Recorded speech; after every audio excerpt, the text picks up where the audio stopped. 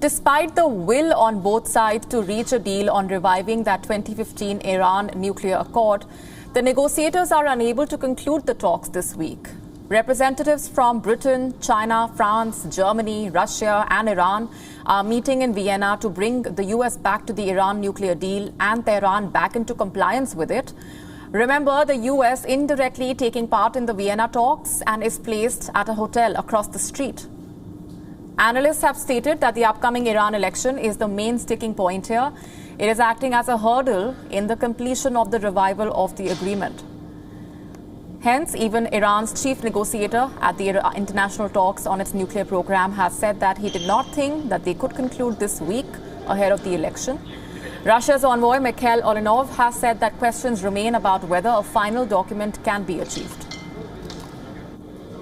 I believe we need maybe a couple of weeks to clean up the existing text, to remove square brackets around relatively secondary topics, and concentrate on the main things. The main topic at this stage is how the agreement will be implemented, who will do what and when.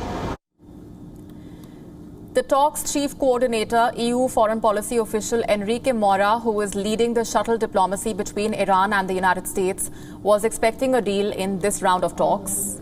However, now the European Union has called the negotiations intense, with Germany calling for rapid progress. We are making progress, but the negotiations are intense and a number of issues, including on how steps are to be implemented. The delegations will now continue the discussions in the different formats on the details of all measures to be taken. The EU will continue with the talks with all the participants to the JCPOA and separately with the United States to find ways to get very close to a final agreement in the coming days. Remember, the US State Department had earlier said that big issues continue to divide Tehran and Washington.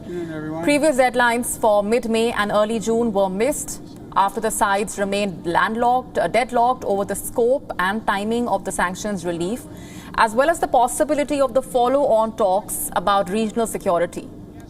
This temporary monitoring pact expires on the 24th of June, making it difficult for the UN nuclear watchdog International Atomic Energy Agency. They will be facing greater restrictions on access to Iranian nuclear sites.